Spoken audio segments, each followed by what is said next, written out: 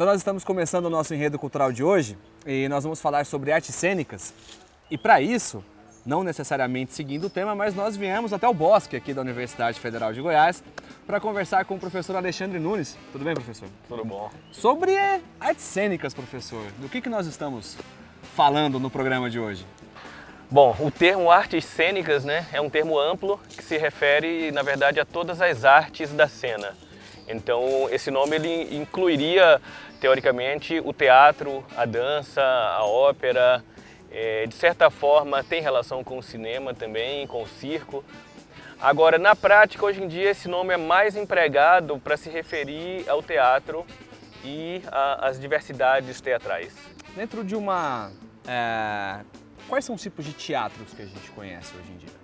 Bom, a gente tem classicamente, né, o que a gente vai chamar de teatro dramático, né, que nasceu no século XVIII, basicamente, século XVII, e o formato dele é esse formato que a gente comumente conhece, né, que é o desenvolvimento de uma história, de um enredo, com começo, meio e fim, no qual a gente tem determinados personagens em relação, representando uma história que normalmente passa por um conflito central e esse conflito depois é resolvido. Essa tradição teatral ela é uma tradição ocidental, né, que vem da Grécia, mais ou menos do século V a.C., tem início as bases desse formato de teatro. E até hoje a gente tem e trabalha muitas vezes com essas peças gregas antigas, né?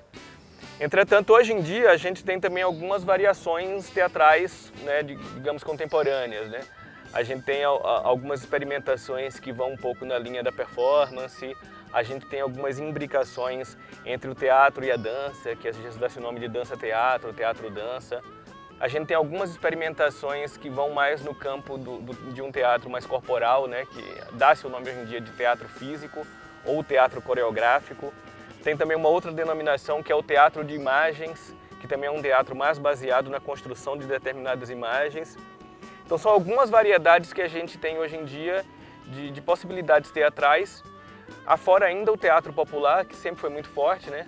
Que tem uma veia aí ligada à comédia dell'arte, né? E até os mimos antigos de Roma. E até mesmo também a pantomima, a mímica.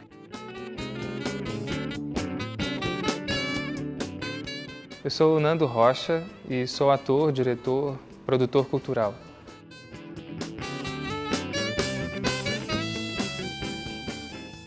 O Espaço Sonhos é a sede do Grupo Sonhos do Teatro Ritual e um ponto de cultura também, né? Ele se tornou um centro cultural na cidade, aqui instalado no Liceu de Goiânia, no centro da cidade, né? E ele é um centro cultural que atende ao Liceu de Goiânia, aos alunos da escola, aos professores e também ao público em geral, né? Ele é aberto à comunidade, tem cursos, tem uma programação de espetáculos, de shows. Os artistas da cidade nos procuram para se apresentar aqui em temporadas ou únicas apresentações. Então é um espaço dinâmico de cultura que atende tanto a educação quanto a cultura e a arte local e também nacional. Recebemos grupos de fora. Para os alunos, nós temos uma programação de segunda a sexta, após o horário do almoço, que se chama Sesta Cultural. É um momento de gestão com arte, né, que nós oferecemos para eles, já que a escola, o liceu se tornou uma escola de tempo integral, né? É um CEPI agora, é um Centro de Ensino Período Integral. E então os alunos chegam aqui às 7h30 da manhã e saem às 5h. E após o almoço eles têm essa programação artística. Temos também cursos, né, as eletivas de teatro, de cinema, produção cultural e percussão. Dessas eletivas surgem espetáculos onde os alunos são os atores.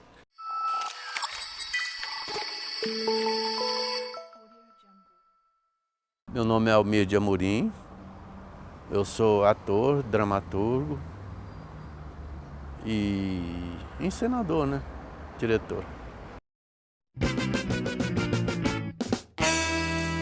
eu fui para São Paulo em busca de uma escola e me encontrei nos grupos de teatro importantes da época, onde que se deu a minha formação. Ora, era uma questão de sobrevivência, subsistência, de aprendizado, na realidade. Porque você às vezes era acusado de coisas que você não sabia, por uma tabela qualquer. E assim, era bom porque a gente tinha um convívio com os universitários. A gente tinha uma troca cultural com esse pessoal. A gente mantinha grupos assistindo os espetáculos e tinha interesse dos universitários, não era uma coisa conduzida assim. Enfim, e os próprios espetáculos eram mantidos por uma plateia que driblava a condição de exceção que existia e assistiam todos os espetáculos mais contestadores da época, que eram os espetáculos que tinham maior interesse da plateia. Muitas vezes alguns iam para observar quem participava e tal, aí depois davam um futuro, né, para essas pessoas. Mas era bom, era uma militância ser artista, ator, diretor, técnico nesse tempo, porque a gente dividia o pão, a gente dividia a cachaça, a gente, sabe, vivia intensamente como irmãos, uma coisa assim, mesmo que de certa forma a gente fosse considerado inimigos da pátria. Bem, eu comecei em 63, quando eu cheguei em São Paulo. Comecei num curso com o professor Eugênio Kuznit, no Teatro Oficina. Foi a minha base inicial, porque naquele tempo São Paulo não tinha uma escola que comportasse todas as pessoas que queriam seguir essa profissão, queriam essa formação. Só existia a escola de arte dramática, a EAD, que hoje é incorporada à USP, né? Então, daí eu fui para o Arena. Antes eu já tive uma participação profissional, numa companhia profissional, Maria de la Costa. Enfim, e daí não era uma sequência assim, a gente tinha que quebrar o galho e trabalhar em outros assuntos para se manter. E daí em 64, quando estourou, eu estava no meio dos estudantes, com Pedro Bandeira, que é um escritor hoje, montando uma peça, uma comédia antiga brasileira. Bom, ser ator para mim é luta, sabe? É luta comigo mesmo, é luta com o ser humano, de se conhecer, de saber por que está aqui e como e onde devemos ir. Eu não digo que é uma atividade política, é uma atividade, como diz o Brecht, de diversão. Mas eu creio que uma diversão nesse sentido, nessa direção, de clarear, de fazer valer os valores que nós humanos temos.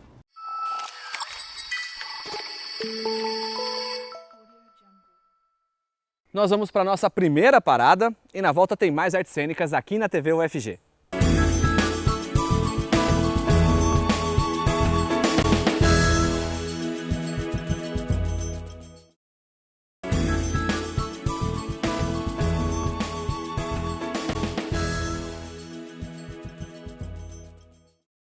Isabela Nascente, eu sou atriz e bonequeira da Companhia de Teatro no Escuro.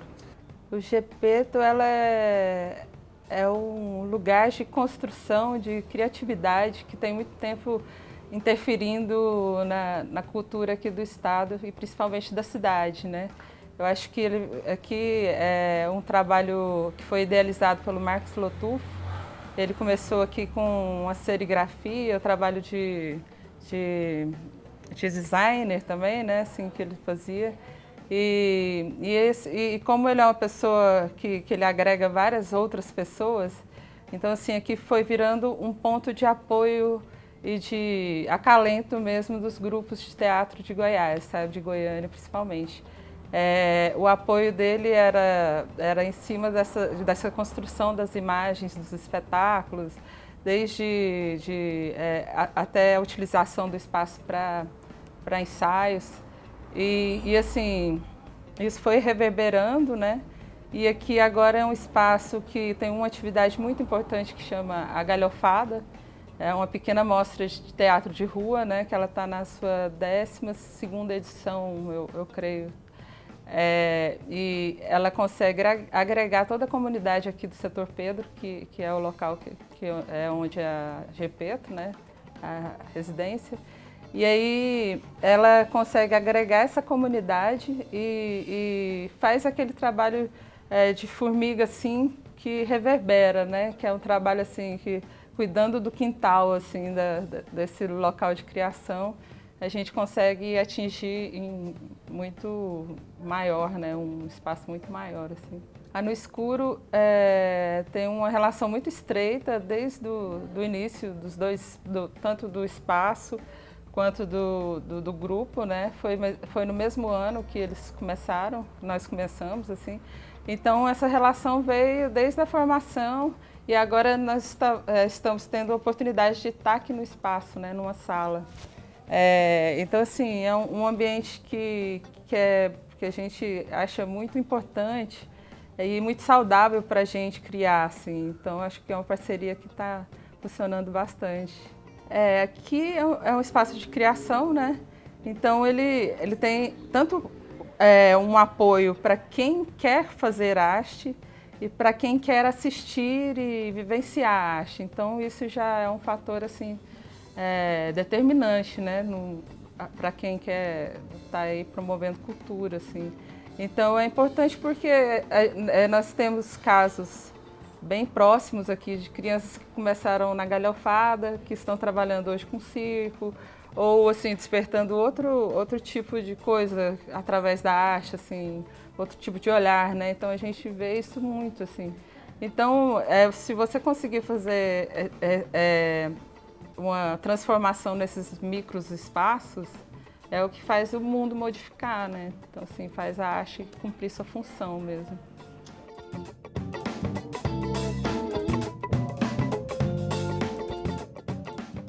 Meu nome é Adriana Brito, minha profissão é atriz, historiadora e professora de teatro. A No Escuro, ano que vem ela completa 20 anos de grupo, foi um grupo que se iniciou na escola técnica, né? E era um grupo de estudantes que se uniram, né, e que se formaram e começaram a apresentar espetáculos, né, com a direção na época do Sandro de Lima. E aí esse grupo ele foi se firmando e aí começou a sair da escola, quer dizer, começou a apresentar fora, né? E aí entraram outros componentes que também não faziam parte da escola técnica, né? Mas o forte é que se formou ali na escola técnica, o grupo se formou ali. Nós estamos com agora um repertório, né, com alguns espetáculos, inclusive nós estamos chegando agora do Palco Giratório, né, nós fizemos agora o Palco Giratório 2015, que nós circulamos por várias cidades, né, e levando o espetáculo carro-chefe do palco foi o Plural e o repertório Cabra que Matou as Cabras, que também tem muitos anos de estrada, né, também é um espetáculo que a gente já fez bastante, e a gente está com um repertório aí bem bacana, assim, bem diversificado. Olha, não é fácil, a gente trabalha muito, né, eu acho que tem que ter muita força dos atores, a gente geralmente faz muitas coisas ao mesmo tempo, a gente se divide, né? Então um cuida da produção, um também entra no figurino, no cenário. O grupo também conta com vários agregados, vários amigos que também ajudam a companhia, sabe? Que estão sempre com a gente aí nesse caminho. Então assim, com amigos e com muito trabalho as coisas se tornam mais fáceis, mais tranquilas e mais gostosas de fazer, né?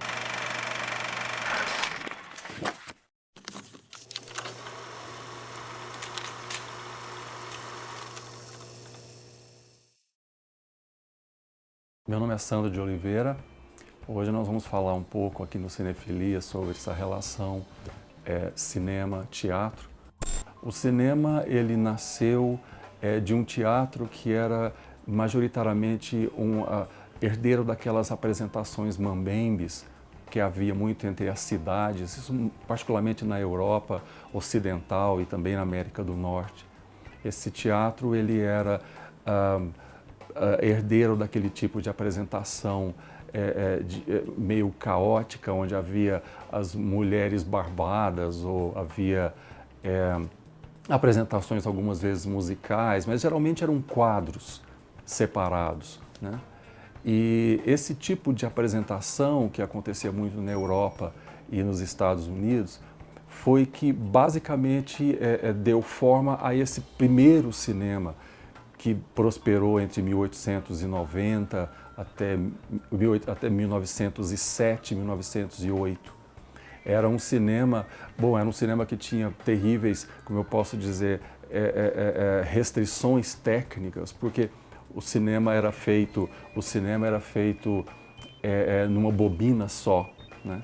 Então, os filmes tinham majoritariamente 50 segundos e com o tempo essas bobinas foram ficando um pouco mais longas e esses quadros separados, eles começaram também a ficar um pouco mais longos.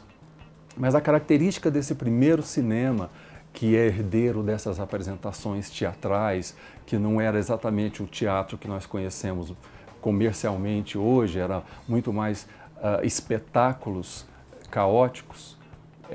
Esse tipo de cinema ele não era nada narrativo, ele era um cinema meramente apresentativo.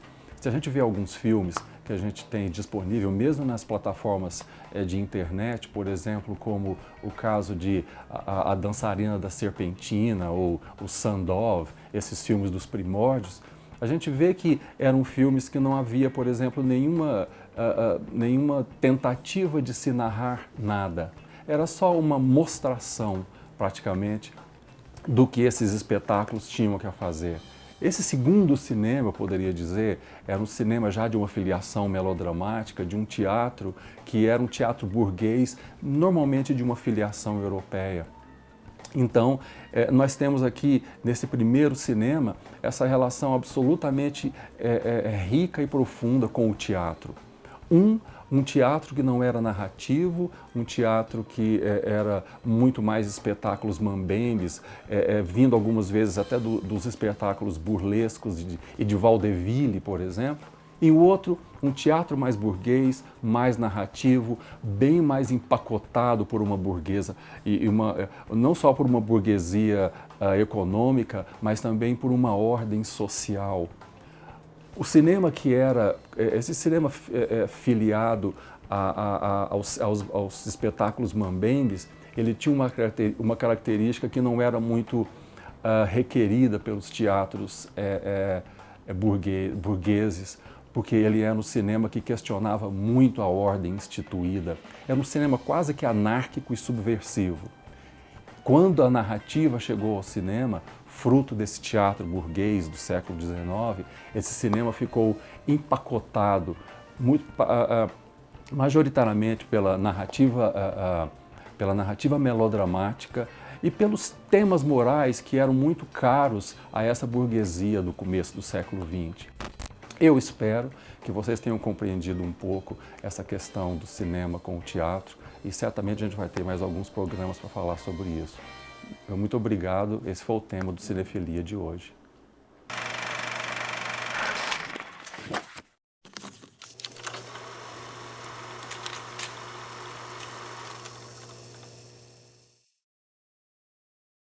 O Enredo Cultural vai para o seu último intervalo, na volta tem mais.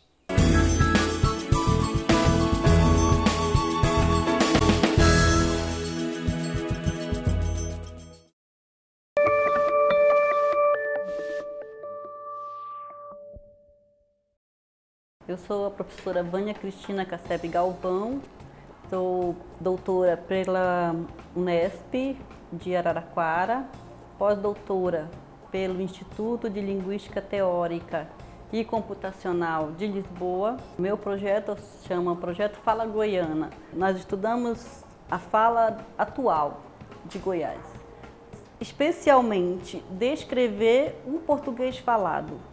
Na atualidade, estamos descrevendo e analisando o português falado em Goiás. A relevância do projeto Fala Goiana, ela está especialmente em conhecer de que maneira o falante goiano constrói cognitivamente os conceitos do mundo e representa isso linguisticamente. Então, eu acho que o fato de eu não ser goiana me ajuda a ter um olhar, digamos, menos apaixonado pelo objeto. Eu tenho um olhar menos apaixonado. Então, procuro conhecer aspectos da fala goiana, porque se nós temos uma ilusão de que uma língua é única, é uma unidade. Primeiro, ela não é. No entanto, ela tem uma força tão grande que ela pode ser várias línguas, não é? E o que a gente chama de dialeto, né, são as diferentes variações numa língua e que se definem socialmente como uma comunidade. Então, o fato de haver os dialetos dentro, digamos, de uma língua que já é um derivado de uma outra, que é uma deriva que a gente diz, não é, de um português lá de 1500, que chegou aqui e que hoje se conhece como português brasileiro ou português do Brasil. Mas no âmbito do português brasileiro, temos a fala goiana, que se destaca não só pelo que a gente chama de sotaque, mas se destaca pelo modo como o goiano representa o mundo linguisticamente. E isso a gramática demonstra.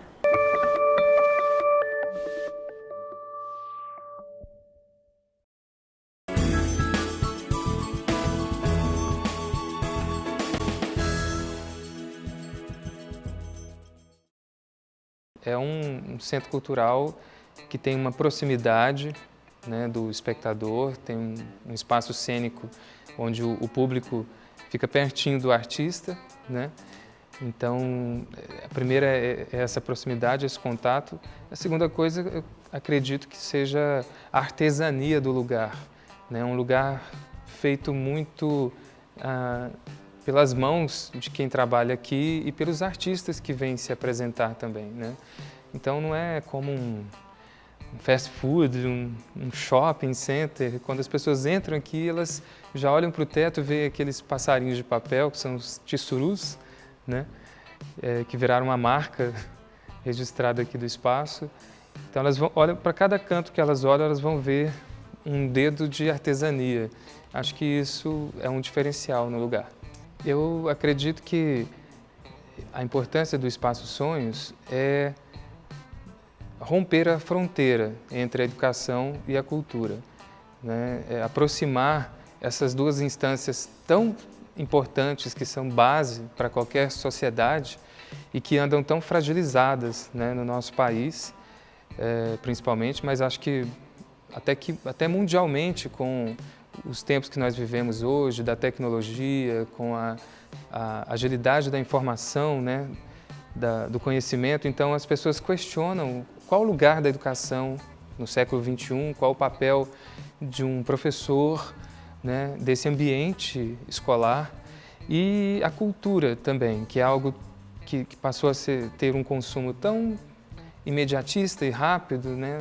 Eu não estou culpando a internet de tudo, é uma maravilha na vida da gente, mas ela veio para mudar para sempre, eu acredito, o modo como nós vivemos em sociedade, como nós pensamos a nossa cultura e o nosso modo de aprender, de transmitir conhecimento. Olha, para mim é uma honra de verdade. Eu desejo vida longa para o Enredo Cultural. É um programa, para mim, essencial na nossa cidade, na nossa cultura, no nosso estado, né? É um programa que devia ser modelo para todas as emissoras, né? Porque ele tem um grande serviço de utilidade pública mesmo, né? De informar, de levar cultura, de preservar tradições que estão morrendo, né? Por falta de espaço nesses veículos. Então, vocês estão de parabéns e para mim é uma honra ser o primeiro a ser entrevistado 2 vezes aqui. Venham sempre, tá?